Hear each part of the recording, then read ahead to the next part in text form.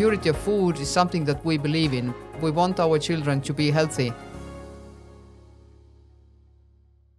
Hello and welcome, Katre, to the RainMan&Co podcast series. We are very happy to have you over here. We bring F&B leaders from all over the world to share their experiences, and today we are very happy that you are joining us. And I know I've known you for some time, and you are a very distinguished leader. You have done a lot for the Estonian food industry. You have a great background. But I would love for our audience to know more about you. So please, can you tell us more about yourself and about your experiences in the food and beverages industry? Yes, first of all, thank you very much for the invitation. It's a great honor and pleasure to be here today and talk to you. So my name is Katre Kõvask. I'm the CEO of YOOK, the very fresh and very ambitious oat milk company in Estonia. My background in food industry started about 24 years ago, if you can imagine that. Yeah, wow. Almost a quarter of a century. It sounds very very interesting, but I started in marketing, so this is my passion, the brands and how to build brands. So my first task in year 2000, when I was invited to a beverage company in Estonia, was a very simple task. My boss of that day said that, hey, we had this decision made that we'll buy this juice production or juice producing line from Tetra Pak. It will arrive in 6 months. And then we just had a meeting yesterday, and then we kind of realized that we also need a brand. So please build a brand which will be the market leader in 1.5 years. In year 2000, Estonian and all the Baltic juice market, it was like a jungle. We had, I guess, like 17 brands. Everybody had 10% market share or less. There was no differentiation, only price, and they all tasted the same. So that was the starting point. And we only had 6 months. And during those 6 months, we also had to do the packaging printing, which normally takes like 1.5 or 2 months. And I was fresh from advertising agency. I thought I knew something about brand building, but then it turned out I didn't really know anything. So that was one of the greatest learning curves ever during my lifetime in terms of professional life. Okay. I had to learn very, very quickly. We had many turnarounds during this short period of time. And finally, the brand was created. The brand name is Aura. It is still on the market. It's a market leader until today. Wow. 1 year later, we also launched a water brand under the same name. And this water brand is number 1 in Estonia until this day. Oh. So I was lucky. I had also a great team. It was a mutual effort, and that's how I started to love food industry. So that was, in a way, creating the first brand from scratch. But later on, I've had the opportunity to also build companies from scratch. So YOOK is my third company from scratch. And in between, there have been many, many different experiences. Also doing IPO for a company, at some point also becoming a CEO of a publicly listed company. Okay. So many things have happened, and I'm really happy that now we can do YOOK and provide, of course, the best oat milk in the world. Wow. For the world. I really like the way that you spoke about the initial bit of your career, where you started off as a marketing person coming out of an advertising agency and then being tasked to build a new brand from scratch. Now, that's something that would have been extremely challenging for you, being a youngster, not being exposed to. How did you manage that challenge? I think that, I didn't know what to be afraid of, actually, because I didn't know anything. So of course, I graduated from marketing in university, so I knew something, but to do, I had this academic background, and to implement it actually into the real life, that was challenging. And if you learn it in the university, you have to do all sorts of researches and planning and strategies and so on. We didn't have time for that. Okay. Nobody did any research. We didn't have any research before we launched the brand. We just went to the store, we saw what we saw, and then we created our strategy there. So it took maybe 30 minutes, and that was our goal, and let's go and do it. Wow. So I think we were also lucky, the beginner's luck probably. Yeah. But yeah, you cannot, if you have such a tight schedule, you don't really have time to be afraid. Correct. And when you are young, then there are much less fears than nowadays. Absolutely. So, wow. Yeah. That's a very important message, I believe. So for your journey from being a marketing professional to be a CEO of a company, In that whole journey, what would be your biggest, or let's say, what would be your key learnings that you would like to share with us? Yeah, I think that for anybody who wants to become a CEO, then first of all, think twice. Okay. Like normally the packaging is very bright and shiny, very prominent, but the real life behind that much less prominent. So normally people call you when they have big trouble, and you would be the one who has to solve it. So that's the everyday life of a CEO. But all in all, to what I try to be as a CEO on a daily basis is definitely one word, and that would be leadership. So you really have to be, especially when you build a company, you really have to be more than just a manager, more than just executive. You have to be really, you have to give your soul and your heart into the project, into the company, and especially to the people you are working with. So that has to happen on daily basis. Otherwise, I think you will achieve also something, but you will not be excellent. And somehow, I don't know, maybe it's because I used to do a lot of sports, track and field when I was younger, and then this kind of like sportsmanship is very Correct. deeply in my DNA. So I always try to be excellent, not just to get the A grade, but actually to achieve something better than the competitors. Win. Yeah, to win. Yeah, absolutely. Yes. I think that's a very important thing that you told us today. That brings me to another very important point. I know that the role of a CEO is very demanding, is very challenging. There's so many things that you have to do. And while you are building a company, you have built a company from scratch, and you launched YOOK as a big brand into the market, and it's challenging the big boys. You also are leading an effort to take the Estonian companies global. And you're very vocal about it. You are representing them on many occasions. I've seen the kind of participation that you do. So my question to you is that today in the world that we are, there are many large countries, huge organizations, international brands are there. How do you think Estonia as a country, as a young country, although there's a lot of heritage to the country, but as a young, vibrant country, you will compete and win in the long run? What is it that Estonia brings to the table that you have not seen so far the other countries bringing? What is it that you are different at? I would say that there are two keywords to answer to that question. So one of them is innovation. And I'm not talking about maybe, today I have strawberry yogurt and tomorrow I'm going to have blackberry yogurt, and that would be innovation. But actually the innovation in terms of novel foods and also all sorts of, let's say, alternatives or innovative ideas, how to replace the food system we have had for so many years, which is now becoming harmful for our planet. So we need to do something, because in 30 years or so, we're going to have 10 billion people living on our planet. We don't have enough land to actually feed the animals who would be our source of protein. So we need to find something new. And Estonia is a great place for that. We are a tiny country in terms of size, the land size, but we are a great country in terms of our brains. So that has been the advantage of Estonia always. That's how we have survived.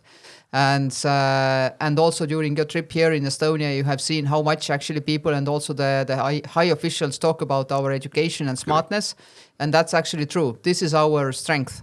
And I truly believe that if we take all the brains together, both the scientists and the entrepreneurs, and also the people who have been in the startup arena and maybe have done already some exits from the unicorns, which we also have here in Estonia. If we put together all the mentality, we will achieve great things. And the first steps are already here. For example, we have a company who is training smart yeasts to digest the leftovers of wood to come up with a special fat which could replace the coconut oil in the world. Wow. Okay. And they are very serious about that. And now they are building the first pilot factory, and it seems that everything is going well. I know that they are aiming to apply for the permit to sell in Singapore. So hopefully within a couple of years we will see that actually on the market, and that would have like enormous effects on the planet health. on people's everyday food and so on. And the other company, which is still part of a scientific group, so to speak, but I think it will be a spin-off soon, is a company who now has invented plant-based salmon. And it's not just, this kind of, like the early things were in plant-based world, but it's actually a salmon you can eat. It is very tasty. It has all the same characteristics as the normal salmon has.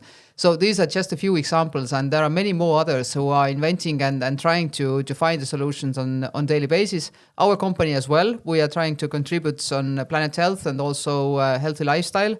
But there are more coming up, and our country is a great place for piloting anything. And if you actually succeed here, it's easier to scale up. And we are willing to scale up. We, people are educated. They know a lot about capital markets. They know how to get the funding. So I wouldn't say it is very, very difficult. And the second thing, in addition to innovation, is quality, of course. So we are crazy about quality. We really admire pure food. This is coming from our childhood, and we know what is the meaning actually of the pure food, and we really want to do that. And I think that this is the trend and aspiration that the whole world is kind of taking part in now. So I think this is also what we can offer to the world. So we might be small, we might be far away. There might be countries who say, Estonia, what is this place? Is it a fairy tale or is it the actual country? But we are a very great country behind all this. And I really hope that there will be great ideas on the table, on everyday table, anytime soon now. So that's why I really want to be the ambassador, so to speak, or the front person of Estonian food industry. I really see that there is a lot of things happening, and there are a lot of markets where we can offer our innovation very quickly.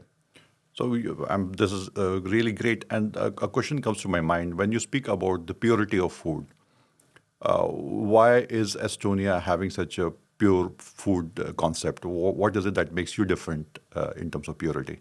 I think it's a historical thing. If you take all sorts of European tops, then we are in the top of the purity of the air. We are in top of the purity of the land, so we don't really use pesticides. We have 25% of our land is organic. 51% of our territory is covered by forest. We could have used all the same amount of pesticides as any Western European or North American country, but we didn't do it because the purity of food is something that we believe in. We want our children to be healthy, and somehow this has been deep down written in our DNA. In our minds as well. Okay. So we have tried to really keep the food very pure, and we have resources for that. So we have a lot of fresh water. We don't have any scarcity in that. So putting that all together, that's how the Estonian food is really very pure. Absolutely. So I think the 3 points that you have spoken about, one is the innovation and the quality of product that is there, and also the purity. I also saw a lot of automation in the industries, the new industries that is happening. Massive automations that is there in there. So is it something that is a new trend, or is it something that you believe the Estonian industry is moving towards? Automation, new technology. What is your take on that? Yeah, we are the digital country. So we like to digitalize and automate everything that we can. So in one way, of course, the IT companies were the first ones to kind of do the digitalization part. We have learned a lot from them. So also, like, for example, in our company, we try to avoid paperwork. Everything has to be in the cloud. Everything has to work as a system. Everything has to be digitalized to make people's life easier, smoother, and make less mistakes. If we talk about automation in the factories, we have to automate, otherwise we will not be competitive. So this is our only way how to scale up quickly and not to employ people. People get sick, it's very difficult to find the right people, and it's much easier if you have a robot or equipment doing the hard manual work, and we can actually be the providers of the jobs which require more brain, more education, and therefore we can also pay higher salaries to the people. So in a way, also making people's lives a little bit better through that. So, but all in all, I think that this is a trend we cannot avoid, and this is the way actually to beat competition. Without automation, nothing happens nowadays. Absolutely, I think that's 100% correct. That the way things are moving right now, Automation is actually upskilling people and letting them have a better lifestyle, and that's a beautiful statement. That brings me to another question of asking you, which is that you're building YOOK from very scratch and oat milk, and it's a category where there's so much competition, there's so much is spoken about. You are a very young company and a very new brand, and I truly believe in your expertise and the kind of work that you've done historically. But isn't it a difficult battle to fight? Name me a segment in food industry where it is easy. It's very, very competitive everywhere, but there are certain kind of tricks and magic, so to speak, behind our technology. So we believe that we really do the best on the market, and this is not just my opinion, but also the opinion of our clients and also the people that we've been kind of approaching to test our product. So I believe what we do is great. We have multiple options how to produce and what to produce. So I think that in terms of oat milk, definitely we are doing a great job, and hopefully the company sees a very bright future. But building a company from scratch, it is always a difficult journey. But you know, if you don't have anything, in our terms, it was just a big hole in the ground when I arrived to the first day of my job, and you create something from there. This is the experience and the feeling that you have to experience. It's difficult to describe, but you're actually creating something. Is it the brand or moreover, if it is a company? If you think about that, and if you have this feeling and you see that you are actually building value, you're giving new jobs to the people, and you are doing something differently, and you could be one of the hopefully success stories of Estonian food exports, then this is something that makes you forget about all the difficulties. So yeah, every journey is like building a company is a long journey, and then it's a marathon. So obviously you need to do a lot of hard work before winning. But I think that hopefully we are well positioned for that. So this region is one of the best quality oats producers in the world. Yes, correct. And they have the best quality oats. And also what I've seen is that within YOOK, I have seen the kind of variety of flavors that you have, the new innovation that you have on the products that you're bringing on the table. From a product performance point of view, the key application is with the coffee. What is your take on that? How does the product perform in that? Yes, well, it's so easy to say coffee, right? Yes. It has to perform great with the coffee. So I will tell you a story. Let's keep it a secret, you know. But we had. It was approximately 1.5 years ago, and we thought that we have our product ready. Just wait until the factory is completed and we can start produce. But yeah, you know, we have the ready-made recipe, and let's go and talk to the clients. So in our area, there is one very big client in convenience sector. Everybody wants to sell them. So we managed to get the appointment and to show how well it works with the coffee. And by that time, we have tested several coffees, and we were very, very sure that actually everything is fine. And it was in the beginning of May. We went to the client, and the client appeared to be very qualified regarding this matter. And the person said that, let's take glasses for testing with different types of coffee. And I was like, yeah, sure. Not cups, but glasses. Okay. And everything went well. Our sales guy started the sales pitch, and all was beautiful until this person said, we have the special blend now. We just changed our beans. We have the special blend. Let's see how it works with the black coffee with this kind of blend of coffee beans. Yeah, fine. Of course. Let's do it. And then she just poured over our milk into this coffee. And within milliseconds, the milk started to clutter inside the coffee. And I was like, Earth, please open yourself. I will disappear from this table. So that was the scariest moment, I think, at least in terms of the R&D. We thought that we had everything ready, and we had we had to send our packages to the printing house in 1 month. And we left the meeting with a huge apology and so on. But the thing was that we had to redo all the recipes within 1 month. Wow. And we spent almost, I think, 6-7 months before that to actually develop those recipes which were on the table.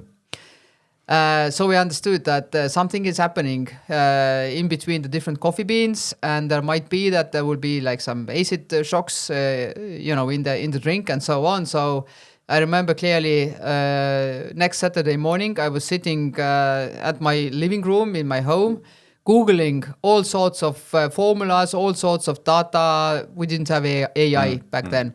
And trying to understand what is happening, and then chatting with our head of technology, what can we do and can't do. So that was crazy, but we solved the question. So I would say that today, as far as we know, it doesn't matter where the coffee beans are coming from Kenya or Ecuador or wherever, the milk works. And I am really happy that we had this experience before we launched our brand. Yeah, absolutely. Yeah, so just a fun story. Wow. Fun not then. So tell me, from a response time point of view, you said that the moment this thing happened, you were able to put something together and improve it in a period of 1 month, which is, I would say, a record time. It's something that is done.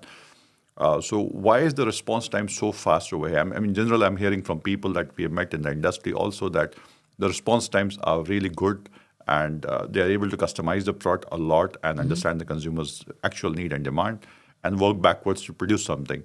This is something that I've not seen in many other places. Why is it that the different story over here in Estonia? That particular story happened because we had to send the packages to the printing house. Otherwise, we could have not started the production. So that was a kind of like our internal problem, so to speak. But I think that Estonians are really willing to adapt really quickly and adjust really quickly. So what I mentioned also earlier, that we can scale up easily.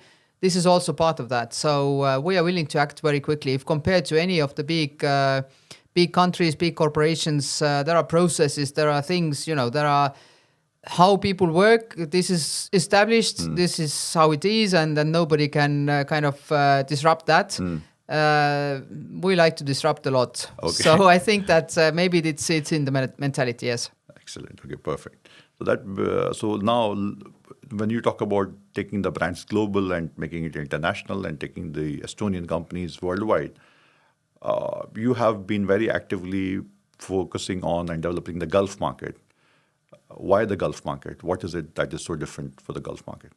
Yeah, so when we started to map our potential target markets, then the Gulf region was very, very interesting and important because of the coffee culture. So Emirates definitely, Saudi Arabia even more. And when I was now visiting Saudi Arabia in September last year, I was actually amazed at how many coffee shops this country has, and when we were driving by, like in midnight, the coffee shops were full of people. I don't know when they sleep, but for me it even doesn't matter, because I see that there is a lot of potential for oat milk. So there is a young generation; they are following trends. Oat milk is a trend, obviously, as well. And therefore, it's a huge country, huge population. Definitely, we want to be on the market. So in a way, it was a simple calculation. What is the population pyramid? Are there enough young people? Are they following trends? Do they have access to internet? Instagram and so on. And what are the trends in terms of particular coffee drinks? Correct. Is the market actually ready for taking in another oat milk? So so that was the calculation, and overall I would say the Gulf countries are having a very big potential and already using a lot of oat milk and also plant-based milk today. So in a way the market has been established. Now we just have to move in and hopefully take our market share there. Okay, and what about the other Estonian companies? When you look at them and when you look at the way they are approaching the market, how would you recommend that the approach should be for them to open the Gulf markets? What is your take on it? Yeah, well, first of all, you have to have the right product and price and package and so on, as we all know. But some of the companies are doing great business already there, Estonian ones. What we definitely need is the promo for Estonian food. So people will get the awareness that Estonia is also a great country of food, and we have a lot to offer. Sorry. But the second advice I would say I would give to all the Estonian companies is actually to be more adjusted to the local culture, to the business culture. We Estonians, our background is more connected with the German approach. So we like everything is Ordnung. It's strict. It's if we say that I will call you at 1 o'clock, then I will call you at 1 o'clock, not 1:30 or 3:15. And if our partner doesn't do the same, then it's like, okay, what is happening? Is he not trusting me or respecting me? So try to blend in more into the culture, try to understand what is happening, what is actually important behind the scenes. And if people are talking to you, what are the keywords? What is the message that actually has been delivered to you? So be open-minded about that, and gather a good bunch of friends in every country, just to talk to and also to understand what is happening on the market and get the information quickly. So that would be the advice. Estonians. We have a lot of experience in exporting to Europe, or previously also to Russia, in the United States and this kind of Western countries, I would say. We have less experience talking to Middle East. And I think one of the greatest barriers is not price or package or anything like that, but it's the culture. Correct. Katre, there's one very important event, the Gulf Food event that is coming up now, and the event is getting bigger and bigger over the years.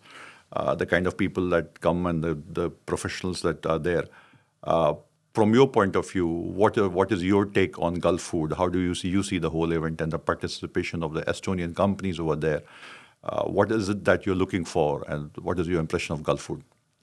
Yes, well, obviously Gulf Food is the most important event for, I think, any food company wanting to become global. So nobody cannot ignore that. And for Estonian companies, this is already 8th or 9th time to go to the Gulf Food. And now we have 19 companies in Estonian booth, which is a great representation of the companies who really want to sell abroad in Gulf countries, but also in wider range. So I think that I really hope that this Gulf Food will be very successful for the companies, and what they are looking for normally are distributors, sales contracts, the traditional thing, but also to show themselves. So the thing with Gulf Food is that you really need to be present like 2-3 years in a row, and then you start to be noticed, and then you get your contacts, and then you are kind of like present in this hemisphere. So for many companies, this would be only the second or third time to be there. Like for us, for example, because we are so young. But for some companies, they go there because it has been really successful. They really get the deals, and now they want even more. Correct. So I think that it's a crazy event. I mean, I went there. I've been there visiting before, of course, like for 10 years or so. But being in a stand actually and doing all the sales work and communicating. You have 185 countries this year. Wow. Participating. Somehow Estonia has to stand up, be different. And somehow also your company has to be different if compared to more than 5,000 exhibitors there. It's gonna be crazy. It's and after the food fair is done, then for one day, I remember last year I was unable to speak or move. You give everything to that, and we were really lucky actually. We got a very good distributor for Kuwait, and we also opened Turkish market within a very short time period. So for us already this visit paid off, and that was a small miracle because normally during first time nothing happens, and we also got innovation award. So it was it was a great time for us. I really hope that also this year Estonia will be recognized, and hopefully also some of the companies will get innovation or other awards, and it will be a very, very successful event for Estonia. Absolutely. So it's also a place where you get to see a lot of other countries. You learn a lot. It's not only about promoting and selling your company. Of course, that's the main thing that everybody is there for. But it's also about building the network and the connections and also the learning experiences that you have. See what the entire world is moving towards. So it has become like a global fair for learning and growth and development. Also, one thing I wanted to ask you, like from your past experiences of Gulf food, and for the new companies that are going from Estonia to Gulf food, what would be your message to them? What is it that how they can do it better? Yes, well, open up, be an extrovert, not introvert. Okay. Try to learn what the competitors are doing. So try to save some time to go and see what your competitors are doing, how they are exhibiting, try to test them. Learn as much as you can, because this is the greatest place to do that. Otherwise, you will be just Googling and trying to understand, what is happening. But this is the place where you can actually see your competitors in action. Try to communicate as much as possible and try to network. So this is the place for that. And pay attention what is happening in the town, and also who is having their exhibition or the booth in which hall. Mm-hmm. That's also important to understand the ecosystem of Gulf food, to locate the potential cooperation partners. So there is a lot to do. You have to be very precise how you divide your time, because moving around, it will take a lot of time. And so be prepared also with your team that somebody is doing the sales work, somebody is doing the background work, and so on. So, but the most important would be that just open up to the world and communicate as much as you can. Oh, that's a beautiful advice. Excellent. So that brings me to the last question of our podcast today, which is, what is your message to the young professionals from the food and beverages industry who are looking for building their career within the industry? And this is more not only from an Estonian point of view. I would say that this is something that should go global to all, because you have had a wonderful journey starting off as a marketer and then reaching the position of CEO, building companies, and you are now working with taking the whole country and the companies over here global. What is your key message that you would like to give to the young professionals who are looking forward to building their career in the food and beverages industry? Yeah, well, normally, you have to be, you kind of have to understand what is happening in the market, and you have to see the patterns, and then you have to understand what is missing and what is the next big thing to come. This is where I, together with my team, we have been really successful, that we have been able to create some new trends or new products, which have been really the money makers for the company, or the success factors behind the companies that we have created, so to speak. So you have to be kind of like open-minded. Do not stuck with the processes your company might have. Be curious, be interested in everything, be kind of like understanding about the trends, and not just in food, but overall lifestyle, people's mentality, what are the fears, what are the expectations, and so on, and try to kind of pinpoint the next big thing. That would be the key success factor. Otherwise, if you get stuck, you will never be great. That's all. Thanks a lot, Katre. This is an amazing insight that you have given. I'm sure a lot of youngsters will take benefit out of it and work on it. And so happy to have you with us today. And as RainMan&Co, we'll keep building on getting more professionals to talk. But it's a great pleasure, and we have had a very good experience in Estonia. You got the first delegation from Saudi over here, and they are super excited about what they have seen so far. And hearing about something and seeing something, these are two very different experiences. Today they have seen it, they are very happy, they are very excited, and they are going back with a lot of happy memories. And thanks a lot for the way it was organized. And I'm looking forward to seeing more bigger and better delegations coming from all over the world. This was the first Saudi delegation to this market. And we are really very, very, very impressed with what we have seen in this market. Thank you very much. Thanks a lot for coming over, and we'll be in touch. Thank you. Thank you.